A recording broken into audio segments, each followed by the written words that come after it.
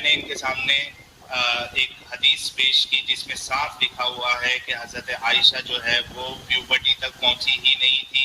वो गुड़िया से खेलती थी, वो बच्चियों के साथ खेलती थी नबी सल्लल्लाहु अलैहि वसल्लम के सामने, जिससे साफ साबित हो गया कि ना हज़रत आयशा मेंटली मैच्योर थी और ना ही वो फिजिकली मैच्योर हुई थी, ना मेंस्ट्रुएशन इनको स्टार्ट हुआ था। अस्सलामुअलैकुम गाइस, कैसे हैं आप लोग। तो आजकल ये आर्ग्यूमेंट बहुत ज़्यादा उछाला जा रहा है कि हज़रत आयशा रज़ी अल्लाह ताला अन्हा मेंटली मैच्योर नहीं थी, शादी के लिए प्रिपेयर नहीं थी, क्योंकि वो डॉल्स के साथ खेला करती थी और जो भी डॉल्स के साथ खेलती हो वो तो एक वुमेन हो ही नहीं सकती सपोजिडली। तो एक बच्ची ही डॉल्स के साथ खेल सकती है, तो हज़रत आयशा जो हैं वो जवान नहीं थी। तो आज इस आर्ग्यूमेंट की ही इंशाल्लाह हम धज्जियाँ उड़ाएंगे।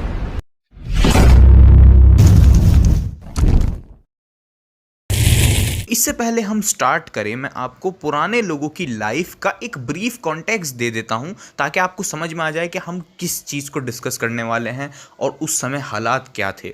तो हिस्टोरियंस हम लोगों को बताते हैं कि पुराने मिडीवल पीरियड के लोग जो हैं वो 13-14 साल की एज में शादियां कर लेते थे। जैसे ही वो लोग प्यूबर्टी को हिट करते थे वही उनकी एज होया करती थी मैरिजेस की, और कुछ चर्चेज ने 7 साल की एज में मैरिजेस अलाउ की हुई थी और दुनिया के ऑलमोस्ट हर कोने में पहले जल्दी ही शादियां होया करती थी। और ज्यादा दूर जाने की जरूरत नहीं है हमको, Nobel prize winner Rabindranath Tagore, ज्यादातर इंडियंस रविंद्रनाथ टैगोर को जानते ही हैं, तो उन्होंने कितने साल की लड़की से शादी की थी? वेल, कुछ सोर्सेस कहते हैं 10 ईयर्स एंड कुछ कहते हैं 9 साल। तो क्या रविंद्रनाथ टैगोर भी, जिनकी इंडियंस इतनी रेस्पेक्ट करते हैं, पेडोफाइल थे?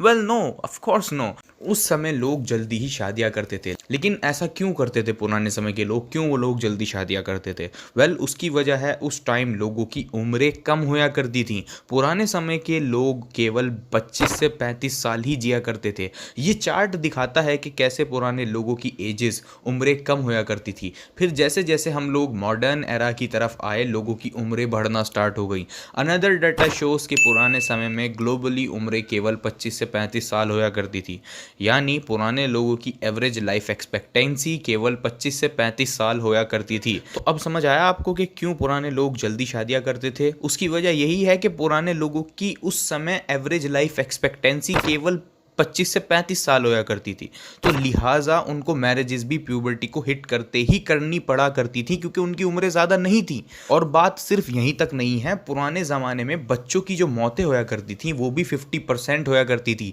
जी हाँ, ये भी कई सारी इंडिपेंडेंट स्टडीज़ ने हमको शो किया है कि पुराने समय में लोगों के बच्चे जो होया करते थे उनमें से बहुत सारे तो अपनी ज़िंदगी के पहले साल में ही मर जाया करते थे, और अराउंड 50%, जी हाँ 50% 15 साल की एज से पहले ही मर जाते थे। यानी अगर किसी शख्स के 10 बच्चे थे पुराने समय में, तो उनमें से 5 बच्चे तो 15 साल की उम्र से पहले ही मर जाया करते थे। तो इसी वजह से आप लोग सुनते होंगे कि पुराने समय में लोगों के बच्चे ज़्यादा होया करते थे, 7, 8, 10 बच्चे होया करते थे। तो इसकी वजह यही है कि पुराने समय के लोगों के बच्चों की मौत हो जाया करती थी, इसी वजह से उनको ज़्यादा बच्चे पैदा करने पड़ा करते थे। तो यही वजह है। वेल, अब सवाल यह आएगा कि क्यों पुराने ज़माने में उम्रें लोगों की केवल 25 से 35 साल होया करती थी? क्यों लोगों के इतने ज़्यादा बच्चे मर जाते थे? वेल, इसका आंसर हमको कई सारी peer reviewed journals and experts के आर्टिकल्स में मिल जाएगा। क्योंकि पुराने ज़माने में कोई मेडिसिन्स नहीं थी, कोई वैक्सीन्स नहीं थी, कोई मेडिकल एडवांसमेंट्स नहीं हुई थी, कोई एंटीबायोटिक्स हमने नहीं बनाई थी, कोई इन्फेक्शन के इंजेक्शंस कुछ नहीं था, और लोग और इन्फेंट्स जो हैं वो इन्फेक्शन से मर जाया करते थे, और छोटे छोटे मर्ज बिना मेडिसिन्स के बड़े बन जाया करते थे, और इसी वजह से वो लोग जल्दी इंतकाल कर जाया करते थे। और बच्चे भी जल्दी इंतकाल कर जाते थे क्योंकि उनको जो ज़रूरी दवाइयाँ, वैक्सीन्स हैं वो नहीं मिला करती थी। इसी वजह से 15 साल से पहले ही 50% बच्चे मर जाते थे। आज आप बीमार पड़ते हैं तो आप फ़ौरन जाके डॉक्टर से दवाई ले आते हैं और आप कुछ ही समय में ठीक हो जाते हैं, लेकिन उस समय ऐसा कुछ नहीं था। वो लोग बीमार थे तो उनके पास कुछ काम चलाऊ दवाइयाँ ही थी जिनकी मदद से वो सिर्फ कुछ समय तक सर्वाइव कर पाया करते थे, और जो सर्वाइव नहीं कर पाया करते थे वो मर जाते थे। इसी वजह से उस टाइम पर 15 साल की उम्र से पहले ही 50% बच्चे मर जाया करते थे। तो इसी वजह से पुराने समय में जल्दी शादी करना सोशली, मॉरली एक्सेप्टेबल था, और तो ये सब जानने के बाद अगर कोई भी इस्लामोफोब अब हज़रत आयशा की और आप सल्लल्लाहु अलैहि वसल्लम की मैरिज पर सवाल करेगा तो वो एक फैलेसी कमिट कर रहा होगा, उसे कहते हैं प्रेजेंटिज्म। ये फैलेसी कहती है क्योंकि आज ये चीज़ अच्छी कंसिडर करी नहीं जाती कि जल्दी शादी करी जाए, तो पास्ट में भी यही रूल होगा। तो पास्ट में अगर कोई जल्दी शादी करता है तो इट मीन्स कि वो ईविल शख्स होगा। इसको कहते हैं प्रेजेंटिज्म। आप अपने मॉडर्न स्टैंडर्ड से, मॉडर्न माहौल से पुराने लोगों को जज नहीं कर सकते, क्योंकि उन लोगों का माहौल कैसा था ये आपको आइडिया नहीं है। और ये हम जानते हैं अब कि पुराने लोगों का माहौल अलग था, उनकी उम्रें अलग थी, और हमारा माहौल अलग है, हमारी उम्रें ज़्यादा हैं और हमारा माहौल अलग है। तो इसी वजह से पास्ट के लोगों को ईविल कंसिडर नहीं किया जा सकता। अगर कोई शख्स भी, कोई इस्लामोफोब भी ये करता है तो वो प्रेजेंटिज्म फैलेसी कमिट कर रहा है। तो पुराने समय में एवरेज लाइफ एक्सपेक्टेंसी केवल 25 से 35 साल थी। पुराने समय में इन्फेंट मॉर्टेलिटी 50% थी। 15 साल की उम्र तक 50% बच्चे मर जाते थे। एंड उसके बाद there was no medicine, health care, hospitals, कुछ नहीं था। छोटे छोटे मर्ज बिना दवाइयों के बड़े बन जाया करते थे, इन्फेक्शंस हो जाया करते थे, एंड वॉर्स वगैरह में अक्सर जाने जाया करती थी। तो इसी वजह से उन लोगों की मजबूरी थी कि जल्दी ही शादियां करी जाएं, क्योंकि अगर उन्होंने जल्दी शादियां ना करी तो वो लोग फिर बीमार हो जाया करते थे। उसके बाद फिर 25 से 35 साल की उम्र तक उनकी डेथ हो जाया करती थी। तो इसी वजह से वो लोग जल्दी शादियां भी करते थे। तो अब आपको एक ब्रीफ कॉन्टेक्स्ट मिल चुका है कि पुराने समय में क्या होता था। अब चलते हैं एडम सीकर के क्लेम की तरफ। क्लिप सुनिए। इस हदीस के अंदर हम देखते हैं कि कहा जा रहा है कि हजरत आयशा फरमा रही हैं कि वो खेला करती थी गुड़ियों के साथ, डॉल्स के साथ, गुड़ियों के साथ हजूर सल्लल्लाहु अलैहि वसल्लम की प्रेजेंस में, और उस वक्त उनकी गर्लफ्रेंड्स यानी कि छोटी और सहेलियां भी मौजूद होती थी जो खेला करती थी। When Allah Messenger used to enter my dwelling place, they used to hide themselves. और जब रसूलुल्लाह सल्लल्लाहु अलैहि वसल्लम हजरत आयशा के घर में दाखिल होते थे, क्योंकि हजूर की हर बीवी का अपना अपना घर था, तो वो छुप जाती थी। लेकिन हजरत मोहम्मद उन बच्चियों को बुला लेते थे और उनके साथ एंजॉय करते थे खेल खेलना। इस हदीस को फतहुल बारी में एक्सप्लेन किया गया है। फतहुल बारी में इमाम हाजर अस्कलानी लिखते हैं, the playing with dolls and similar images is forbidden, कि गुड़ियों के साथ खेलना मना है, ममनू है, हराम है। But it was allowed for Ayesha, लेकिन वो हजरत आयशा के लिए, अम्मा आयशा के लिए अलाउड था, उनके लिए हलाल था उस वक्त, एट दैट टाइम। क्यों? सो वर्ड से पढ़िएगा क्यों। As she was a little girl not yet reach the age of puberty, क्योंकि उस वक्त वो बहुत छोटी बच्ची थी और उनको प्यूबर्टी नहीं शुरू हुई थी। यानी कि फ़र्स्ट ऑफ़ ऑल इस हदीस में ये जो वर्डिंग्स हैं कि हज़रत आयशा प्यूबर्टी तक नहीं पहुंची थी, ये एक्चुअल अरबिक टेक्स्ट में नहीं है। ये हदीस बस इतनी है कि हज़रत आयशा डॉल्स के साथ खेला करती थी, बस। उसके बाद इमाम हजर ने इसको एक्सप्लेन करने की कोशिश करी है अपनी बुक फतहुल बारी में, और उनके इस ओपिनियन के अकॉर्डिंग हज़रत आयशा प्यूबर्टी तक नहीं पहुंची थी। सबसे पहली बात यह है कि हमको ये कन्फर्मली पता है कि हज़रत आयशा बड़े होने के बाद भी, या फिलहाल ये कह लो कि प्यूबर्टी के बाद भी डॉल्स के साथ खेला करती थी। और इसका सबूत है सुनन अबू दाऊद 4932 सही ग्रेडेड बाय शेख अलबानी हदीस। इस हदीस में लिखा है कि जब आप सल्लल्लाहु अलैहि वसल्लम तबूक और खैबर के कैंपेन से वापस आए तो उन्होंने हज़रत आयशा की डॉल्स देखी और हज़रत आयशा से पूछा ये क्या है। तो हज़रत आयशा ने जवाब दिया मेरी डॉल्स। फिर आप सल्लल्लाहु अलैहि वसल्लम ने उन डॉल्स में से एक के बारे में पूछा कि वो क्या है। हज़रत आयशा ने फरमाया अ विंग्ड हॉर्स। फिर आप सल्लल्लाहु अलैहि वसल्लम मुस्कुराए। तो ये हदीस इस बात का सबूत है कि आप सल्लल्लाहु अलैहि वसल्लम ने हज़रत आयशा को डॉल्स से खेलने से मना नहीं किया। और ये हदीस कहती है कि जब आप सल्लल्लाहु अलैहि वसल्लम तबूक और खैबर के कैंपेन से वापस आए तब डॉल्स देखी। तो ये इस बात का सबूत है कि हज़रत आयशा के प्यूबर्टी तक पहुंच जाने के बाद ये वाक़या हुआ। क्यों? क्योंकि ये बात हमको पता है कि बैटल ऑफ खैबर का कैंपेन 7 ईयर्स आफ्टर हिजरा में हुआ था, यानी इस समय हज़रत आयशा 14 या 15 साल की थी, एंड इवन ज़्यादा भी हो सकती है। तो अगर ये हदीस बैटल ऑफ खैबर के समय की है तब भी हज़रत आयशा प्यूबर्टी हिट कर चुकी थी, क्योंकि वो उस टाइम 14-15 साल की थी। और जैसा कि हमने जाना उस समय वुमेंस जल्दी प्यूबर्टी हिट करती थी। वर्ल्ड वाइड यही मामला था, क्योंकि उस टाइम के लोगों की उम्रें जो हैं वो कम होया करती थी, और अरब के इलाकों में तो लड़कियां और जल्दी प्यूबर्टी हिट करती थी। तो ये हदीस बैटल ऑफ खैबर के टाइम की थी, तब भी हज़रत आयशा प्यूबर्टी हिट कर चुकी होंगी 14 से 15 साल की एज तक। तो आप सल्लल्लाहु अलैहि वसल्लम का इस हदीस में इतनी उम्र में भी हज़रत आयशा रज़ी अल्लाह ताला अन्हा के डॉल्स से खेलने पर रोक ना लगाना इस बात का सबूत था कि हज़रत आयशा प्यूबर्टी के बाद भी डॉल से खेलती थी। एंड व्हाट इफ़ ये हदीस बैटल ऑफ तबूक के समय की हुई तो जब बैटल ऑफ तबूक का कैंपेन हुआ था तो 9 ईयर्स आफ्टर हिजरा में हुआ था, जिस समय हज़रत आयशा 16 और ज़्यादा साल की भी हो सकती हैं, तो 16 साल की थी। तो अकॉर्डिंग टू स्कॉलर्स ये हदीस इस बात का स्ट्रॉन्ग सबूत है कि हज़रत आयशा प्यूबर्टी के बाद भी डॉल्स के साथ खेलती थी। लेकिन अब सवाल ये आएगा कि इस्लाम में बड़े बच्चों का डॉल्स के साथ खेलना तो हराम है, तो फिर क्यों हज़रत आयशा डॉल्स से खेलती थी? इसकी वजह यह है कि सिर्फ ऐसी डॉल्स के साथ खेलना हराम है जिसमें आँख नाक कान मुंह बने हुए हों, लेकिन ऐसी डॉल्स के साथ खेला जा सकता है जो क्लियर ना हो शेप में और अपीयरेंस में। और आप सल्लल्लाहु अलैहि वसल्लम का हज़रत आयशा से डॉल्स के बारे में पूछना और ये पूछना कि ये क्या है, और हज़रत आयशा का बताना कि ये एक विंग्ड हॉर्स है, ये इस बात का सबूत है कि वो जो डॉल्स हज़रत आयशा के पास थी वो दिखने में क्लियर नहीं थी, उनको देखकर कोई नहीं बता सकता था कि वो क्या है। तो हैंस ये हदीस ये प्रूव करती है कि हज़रत आयशा के पास ऐसी डॉल्स थी जिनके साथ वो प्यूबर्टी के बाद भी खेल सकती थी, क्योंकि इस्लाम में सिर्फ उन डॉल्स के साथ खेलना हराम है जिनमें कोई तस्वीर बनी हुई हो। तो क्योंकि आप सल्लल्लाहु अलैहि वसल्लम ने उनको डॉल्स के साथ खेलने से मना नहीं किया, तो इसका मतलब उनके पास ऐसी डॉल्स थी जो कि हराम नहीं थी इस्लाम में।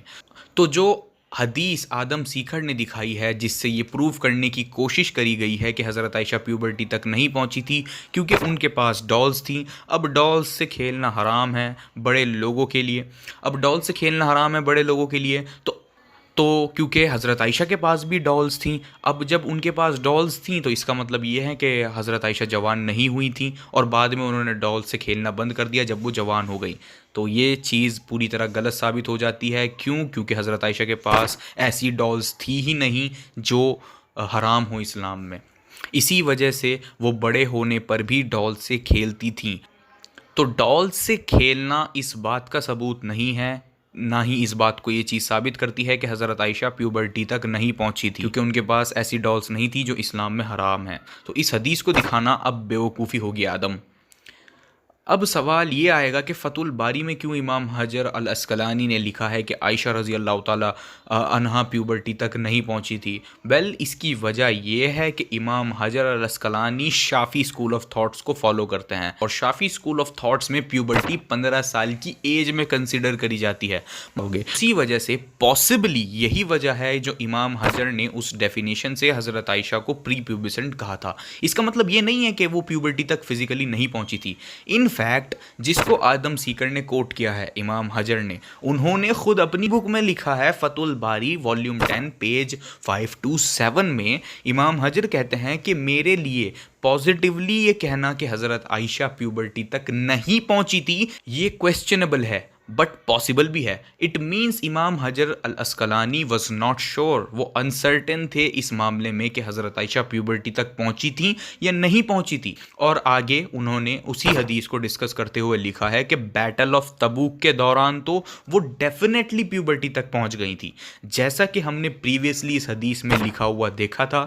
बैटल ऑफ खैबर और तबूक के मौके तक हज़रत आयशा डॉल से प्ले करती थी जब वो फिजिकली प्यूबर्टी अटेन कर चुकी थी। और यही स्कॉलर्स का मानना है कि यह हदीस एक स्ट्रॉन्ग प्रूफ है कि हज़रत आयशा इन दोनों मौक़ों तक प्यूबर्टी हिट कर चुकी थी। प्यूबर्टी के बाद भी हज़रत आयशा डॉल से खेला करती थी। तो आदम सीकर इमाम हजर वाजन श्योर अबाउट दैट, तो उनको कोट करना is not a good idea और वो खुद श्योर नहीं थे। तो इस हदीस की एडेमिक इंटरप्रिटेशन और इस फ़तहुल बारी की कोट को मैंने आपको एक्सप्लेन कर दिया और इस फ़तहुल बारी के कोट की मैंने आपको वजह बता दी कि क्यों हज़रत आयशा की प्यूबर्टी के अगेंस्ट इन चीज़ों को, इस हदीस को और फ़तहुल बारी के कोट को यूज़ करना एक गुड आइडिया नहीं है। Now let's see what he has to say next. Things which annuls the prayer, वो चीजें जो नमाज को तोड़ देती हैं, वर मेंशन्ड बिफोर मी, उनको जब बताया गया हज़रत आयशा को कि एक कुत्ता, एक गधा और एक औरत नमाज तोड़ देती है, तो हज़रत आयशा रज़ी अल्लाह अन्हा ने उन शख्स को फरमाया, क्या तुमने मुझे और औरतों को गधों और कुत्तों से कंपेयर कर रहे हो? गधों और कुत्तों की तरह समझा हुआ है? बाय अल्लाह, अल्लाह की कसम, वल्लाही I saw the Prophet sallallahu alaihi wasallam praying, नमाज पढ़ते वक्त, while I used to lie in the bed between him and the qibla, जिस वक्त मैं उनके और किबले के दरमियान में लेटी हुई होती थी। जनाब, लिहाजा इलियास साहब के लिए मैं एक और हदीस ले आता हूँ जिनसे उन्हें पता लग जाए कि हजरत आयशा कितनी नजदीक लेटी हुई होती थी। सही बुखारी की हदीस है 513। इसमें फरमाया जाता है कि नबी पाक सल्लल्लाहु अलैहि वसल्लम की वाइफ फरमा रही हैं, I used to sleep in front of Allah messenger with my legs opposite to qibla, किबले की मुखालिफ समत में मेरी टांगे होती थी और मैं नबी पाक के सामने लेटी होती थी। एंड व्हेनेवर ही पोस्ट्रेटेड, और जब उन्होंने सजदा करना होता था, ही पुश्ड माय फीट, तो वो मेरे टांगों को दबाते थे। एंड आई विड्रॉ देम, और मैं उन्हें पीछे हटा लेती थी। अगर हम अरबी को देखेंगे तो उसमें नजर आएगा कि वो अपनी टांगों को पकड़ लेती थी।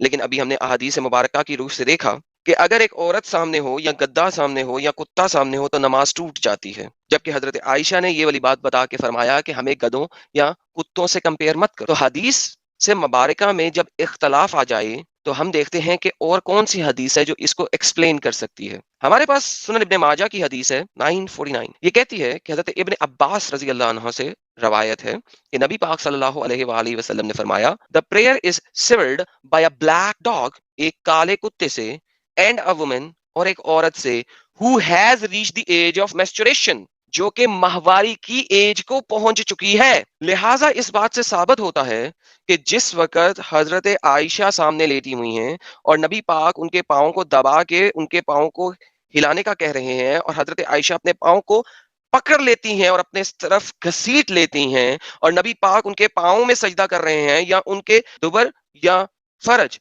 के सामने सजदा रेज हो रहे हैं, उस वक्त हजरत आयशा की इन चीजों के बारे में वो नहीं सोच रहे थे, क्योंकि हजरत आयशा उस वक्त अभी मैस्चुरेशन तक नहीं पहुंची थी, यानी कि अभी हजरत आयशा प्यूबर्टी को नहीं पहुंची थी। आदम सीकर ने एक हदीस दिखाई जिसमें लिखा था कि अगर एक गधा और एक कुत्ता और एक वुमन अगर आपके सामने आ जाएं तो नमाज टूट जाती है। और हज़रत आयशा फरमा रही हैं कि मैं आप सल्लल्लाहु अलैहि वसल्लम के सामने लेटी हुई करती थी नमाज के दौरान।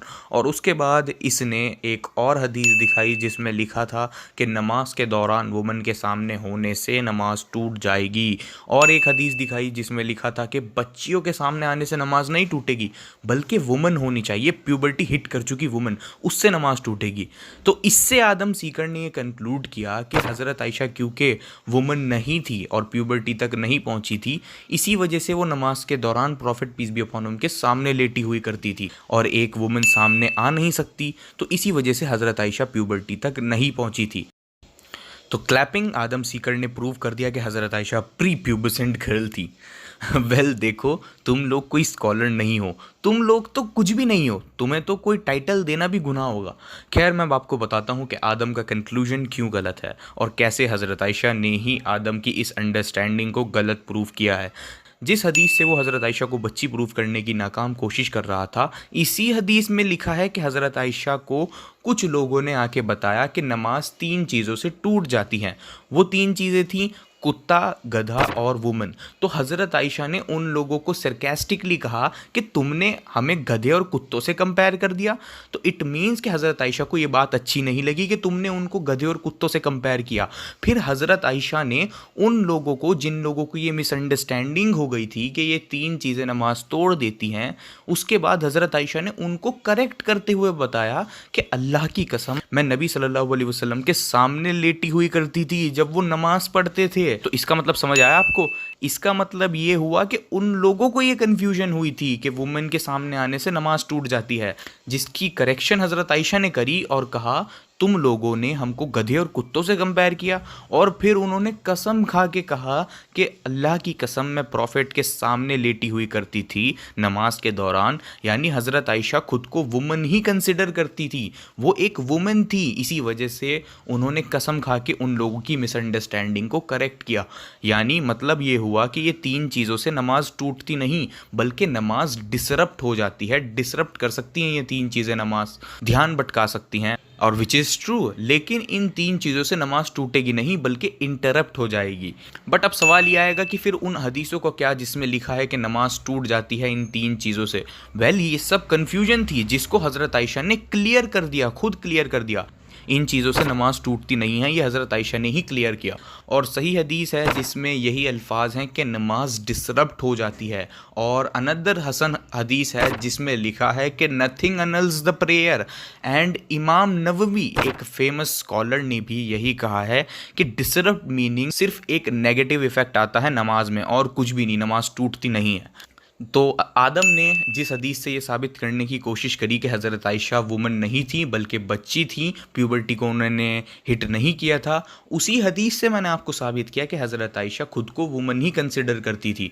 हज़रत आयशा ने उन लोगों की मिसअंडरस्टैंडिंग को क्लियर ही इस चीज़ के साथ किया कि वो एक वुमन थी। अगर हज़रत आयशा वुमन ना होती तो वो कसम खाती ना कि मैं आप सल्लल्लाहु अलैहि वसल्लम के सामने लेटी होया करती थी। इट मीन्स कि हज़रत आयशा खुद को वुमन कंसिडर करती थी और आप सल्लल्लाहु अलैहि वसल्लम के सामने जब वो लेटी होया करती थी तो वो वुमन ही थी और इससे नमाज नहीं टूटती। अगर नमाज टूट जाती तो आप सल्लल्लाहु अलैहि वसल्लम भी कहीं और जाके नमाज पढ़ा करते। तो नमाज के दौरान वुमन के सामने होने से नमाज नहीं टूटती, इस चीज़ को हज़रत आयशा ने रिजेक्ट कर दिया है। प्रॉफिट ये नहीं कह सकते हज़रत आयशा के अकॉर्डिंग, क्योंकि वो खुद भी वुमन होकर आप सल्लल्लाहु अलैहि वसल्लम के सामने लेटी होया करती थी। तो आदम जिससे तुमने बच्ची साबित करने की कोशिश करी हज़रत आयशा को, उसी हदीस से ये साबित होता है कि वो एक वुमन थी।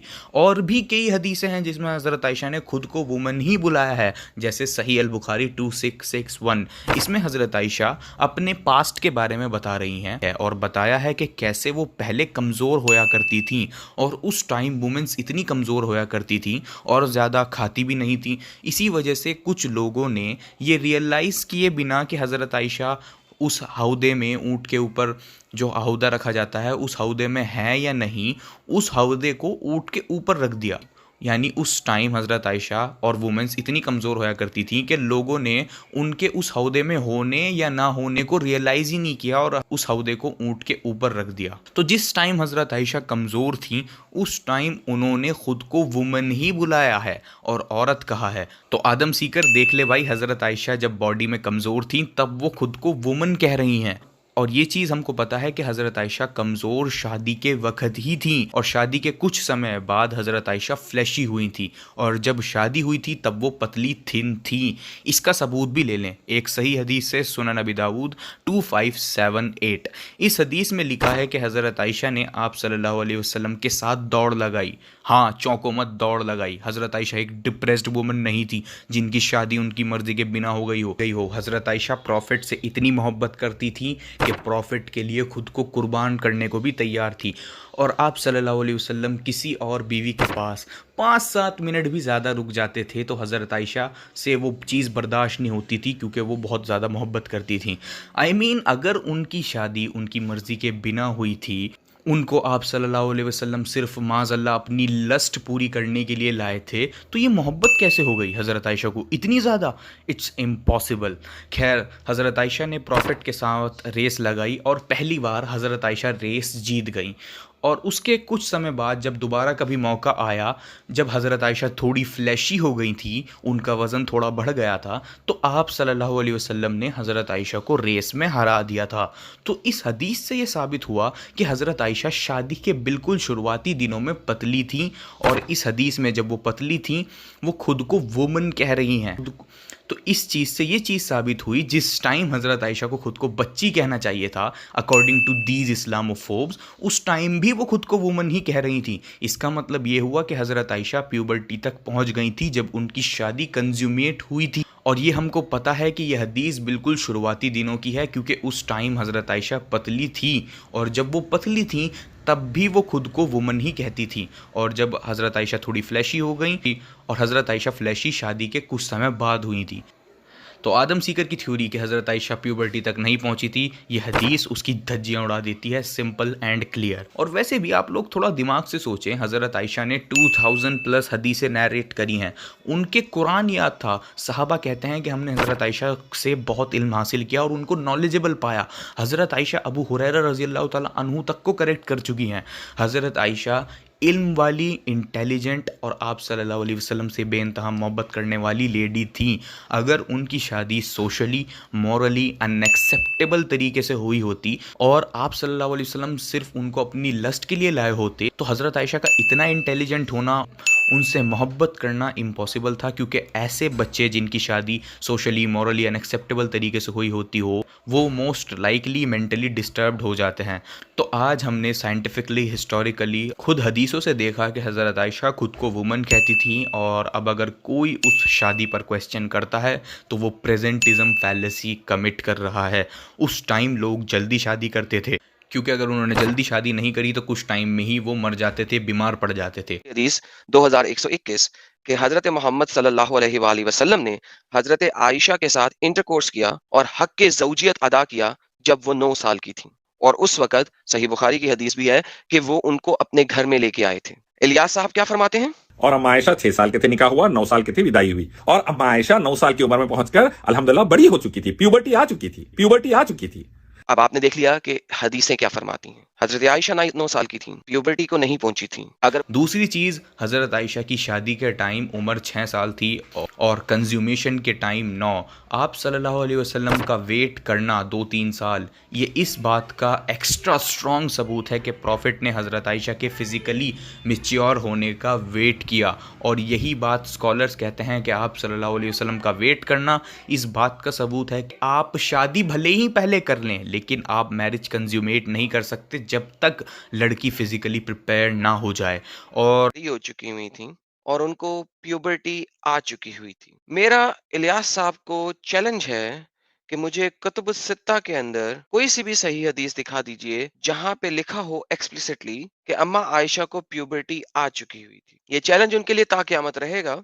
मैं चैलेंज करता हूँ आदम सीकर, कोई ऐसी हदीस दिखाओ जिसमें एक्सप्लिसिटली ये लिखा हो कि हज़रत आयशा प्यूबर्टी तक नहीं पहुँची थी जब मैरिज कंज्यूमेट हुई, और वो हदीस होनी चाहिए ऑथेंटिक, जिसकी ऑथेंटिसिटी अग्रीड अपॉन होनी चाहिए, उसकी ऑथेंटिसिटी पे क्वेश्चन ना हो।